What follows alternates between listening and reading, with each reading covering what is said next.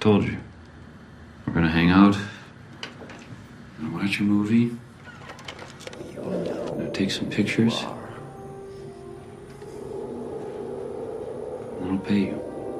You've just heard from the murderous mind of Jeffrey Dahmer in the hit Netflix series Dahmer. Follow us into the abyss of his murderous mind. I am your host, Kaden. Along with us for this downward spiral are my girls, Maddie and Kenna.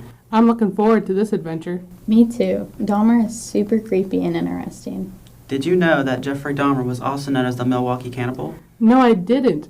Ooh, this is going to be a good one. Let's get the formalities out of the way. Maddie? Today's episode is brought to you by MCTC Productions. Subscribe to us on YouTube and like us on Facebook. We do need to let everyone listening know that we may address some sensitive topics. Listener discretion is advised. Let's explore this murderous mind. From 1978 to 1991, Jeffrey Dahmer, also known as the Milwaukee Cannibal, was an American serial killer and sex offender who murdered 17 young men and boys. So what was his childhood like? He was born in 1960 in West Allis, Wisconsin. Dahmer had a troubled childhood marked by isolation and early signs of disturbing behavior, including an obsession with dead animals. How did he move from animals to humans? As Dahmer matured, he followed a similar path to many serial killers before him. Who did he target for his victims? Dahmer targeted young men, often luring them to his apartment with promises of money or companionship. Once he had chosen a victim, how did he end them? He drugged and murdered his victims, among other things. He dismembered them and in some cases cannibalized them. He also preserved body parts as trophies. How long did he remain active? His killing spree lasted over a decade before his arrest in July of 1991. How was he captured? One of his intended victims escaped and led the police to his apartment where they discovered human remains, photographs of mutilated bodies, and other horrifying evidence.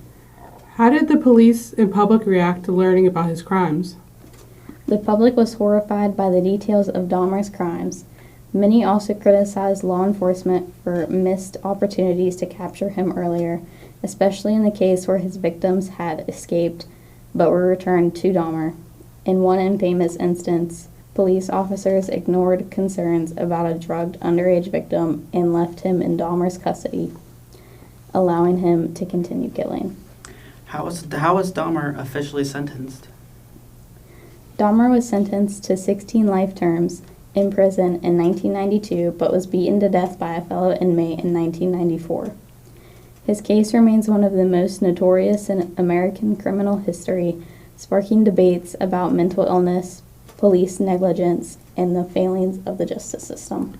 Was Dahmer ever diagnosed with any mental disorders? Some suspect that he may have suffered from psychopathy and possibly antisocial personality disorder. So what does that mean?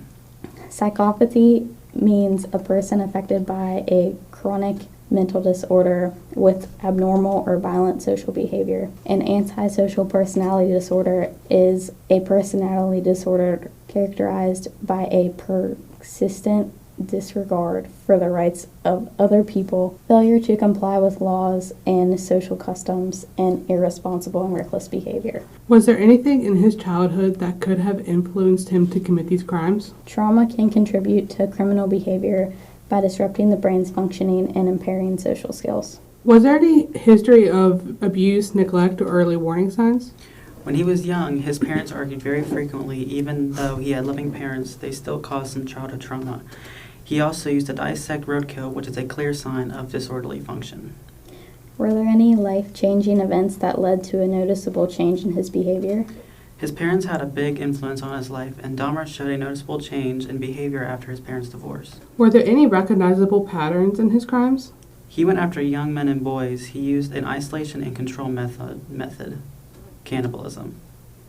Did experts ever try to diagnose Dahmer with a mental disorder? Yes, he was diagnosed with borderline personality disorder, schizotypal personality disorder, and psychotic personality disorder by a court-appointed psychiatrist. Were there any studies or insights from criminal psychology experts? Experts have studied and analyzed his behaviors, motivations, and any psychological factors that had major impacts on his crimes. How did experts analyze his crimes? Were there specific methods they used?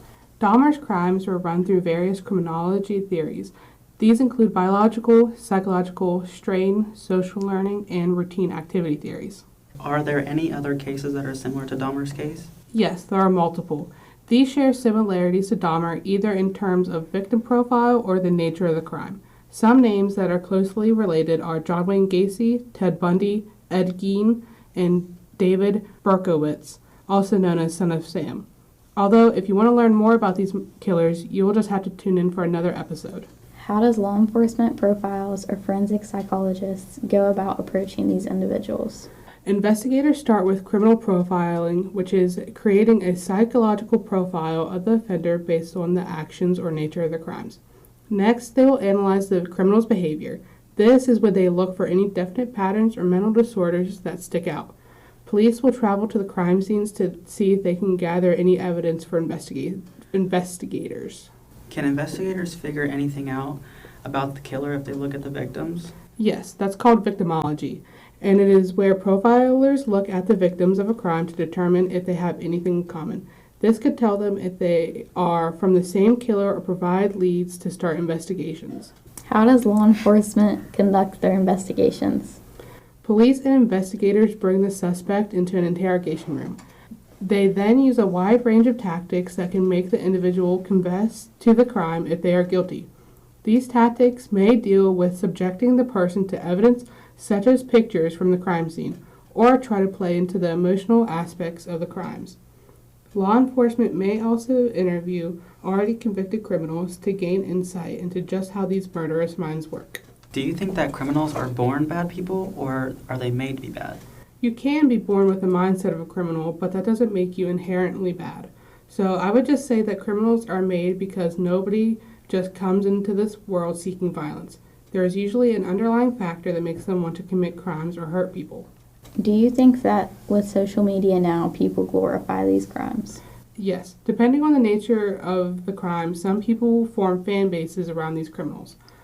Some others give them cool nicknames and idolize them in a way.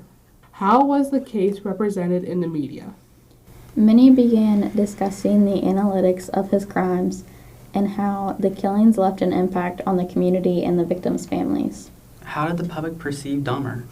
Dahmer was described as an individual who was deeply disturbed and evil. After his crimes, Dahmer left lasting impacts on the public and sparked wide ranges of discussion, some of which resulting in advancements in criminal psychology.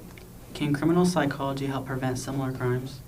Yes, as it helps us learn how criminals think, and it offers solutions to help counteract their behavior. What signs should people look for in high-risk individuals? A lack of empathy or guilt, being overly charismatic or showing a higher intelligence, and being highly organized or a meticulous individual. These people may tend to isolate themselves as children or show tendencies of compulsive liars. In childhood, serial killers may be more prone to bedwetting past the age of 5. Another common aspect is showing harm towards animals and setting fires as a child. What changes can be made to improve public safety? Maybe more cameras, More police activity in the community? more outposts for officials to monitor from, Better regulations on weapons? maybe add in a few less speed traps. Definite psychological problems that his parents should have recognized. Police could have caught him earlier, considering they saw him with many of the victims. It shouldn't have been going on for that long. If you or someone you know needs psychological help, reach out to your local psychologist, therapist, or help hotline. That's a wrap on today's episode of Murderous Minds. If you would like to see more episodes of our podcast, please give us a like and follow our channel. If there is a specific criminal you would like us to cover, please comment below. Remember, always be on the lookout for a murderous mind.